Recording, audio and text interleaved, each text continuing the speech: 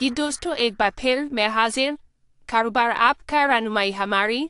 जो लोग पुर्तगाल में आना चाह रहे हैं या यहाँ पे पुर्तगाल में रह रहे हैं और वो ये काम करना चाहते हैं फ्री मार्केट के अंदर वेजिटेबल्स का, फ्रूट्स का और इनका कुछ तजर्बा इस बारे में, बहुत अच्छा यहाँ पे काम वो कर सकते हैं। ये एक वीडियो आप देख रहे हैं, ये एक फ्री मार्केट की है। ये मैं उस टाइम बनाई वीडियो जिस टाइम शाम को 5 बजे लोग अपना काम बंद कर रहे थे। पहले बहुत रश था, लोग बहुत अच्छा काम करते हैं।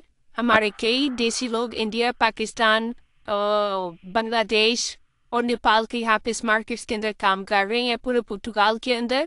ये उस तरह एक फ्री मार्केट है या संडे मार्केट या जुम्मा बाजार आप कह लें, जिस तरह के हमारे वहाँ पे लगता है, पूरी दुनिया में लगते हैं।